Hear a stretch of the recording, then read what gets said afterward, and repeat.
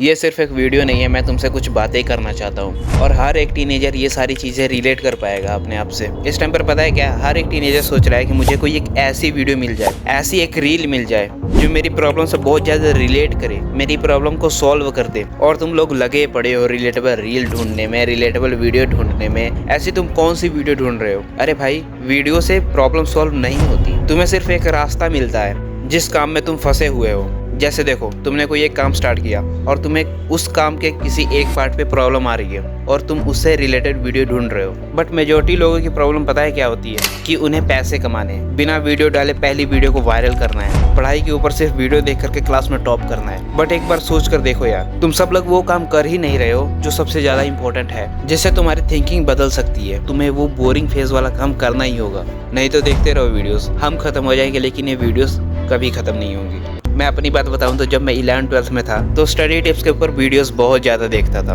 हाँ, टिप्स काम आती थी, बट स्टडी से ज़्यादा मैं इन सब चीज़ों पे ध्यान देने लग गया था। सेम ऐसे ही कंटेंट क्रिएशन में मुझे एक्चुअली में वीडियोस बनानी चाहिए थी, स्क्रिप्ट लिखना चाहिए था, वॉइस ओवर करना चाहिए था, बट मैं वीडियोस देख करके खुश हो जाता था। हाँ, ऐसा करना है, लो क्वालिटी वाला कंटेंट नहीं डालना है। बेसिकली मैं परफेक्शन के पीछे भाग रहा था। सारी प्रॉब्लम्स का पता तो चल गया, लेकिन अब इन सब चीज़ों के सोल्यूशंस पे आते हैं। एक्चुअल में अब आपको अपना काम करना स्टार्ट करना है। मत ढूंढो रिलेटेबल रील्स, रिलेटेबल वीडियोस, खुद के साथ बैठो, पेन पेपर लो और लिखो जो प्रॉब्लम्स हैं। टेस्ट या पेपर में नंबर कम आ रहे हैं, लिखो रीजन। क्लास में वो टॉप कर रहा है, लिखो रीजन। व्यूज कम आ रहे हैं, क्या कमी है, लिखो रीजन। ऐसे ही जब हर प्रॉब्लम्स विद रीजन लिखोगे तब तुम्हें समझ आएगा कि एक्चुअल में प्रॉब्लम कहाँ है और तुम्हें काम करने की कहाँ जरूरत है। इस बात को समझना, तुम्हें नॉलेज की कमी नहीं है, बस तुम्हें क्लैरिटी नहीं होती है कि रीजन क्या है। वरना तुम वीडियोस छोड़कर रीजंस पर ध्यान देते और उन सब चीज़ों पे काम करते जो तुम्हें एक्चुअल में सक्सेस दिला सकती हैं। इस सिचुएशन से तुम सब लोग रिलेट कर पाओगे। इमेजिन करो कि शाम के 4:24 पे तुम्हें याद आता है कि ये काम करना था मुझे आज,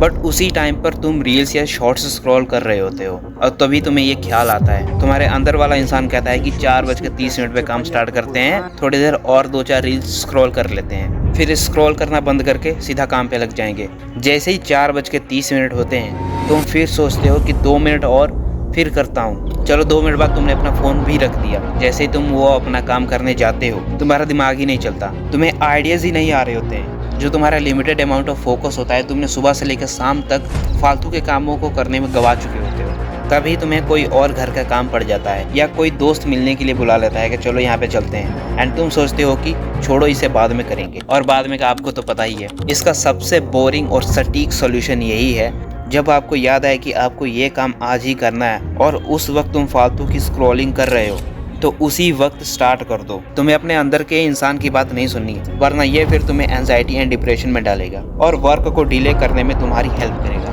तीसरा सोल्यूशन, तुम्हें पता है तुम डेली 96 बार अपने फ़ोन को चेक करते हो, मतलब हर 10 मिनट में एक बार, और तुम्हें लग रहा है कि तुम फ़ोन को यूज़ कर रहे हो, लेकिन सच्चाई ये है कि फ़ोन तुम्हें यूज़ कर रहा है। इमेजिन करो तुम सुबह 6 बजे उठे हो, पहला काम इंस्टाग्राम स्क्रॉल, ब्रेकफास्ट टेबल पे फैमिली साथ में बैठी है और तुम रील स्क्रॉल कर रहे हो, पढ़ाई करने बैठे हो पर हर 5 मिनट नोटिफिकेशन चेक करना पड़ता है, रात को 12 बजे सोना है पर तुम 2-2 बजे तक जाग रहे हो, 2-2 बजे तक रील स्क्रॉल कर रहे हो। इस पैटर्न को क्या नाम दोगे? एडिक्शन। तुमने ये कभी ना कभी तो फील किया ही होगा कि तुम्हारी मेमोरी कमज़ोर हो रही है, स्टडी में फोकस नहीं बन पा रहा, करियर डिसीजन गलत हो रहे हैं, फाइनेंशियल डिसीजन इम्पल्सिव हो रहे हैं, प्रोडक्टिविटी जीरो हो गई है। इसके सिंपल से 2 सोल्यूशन है। सबसे पहला सोल्यूशन है इंटेंट।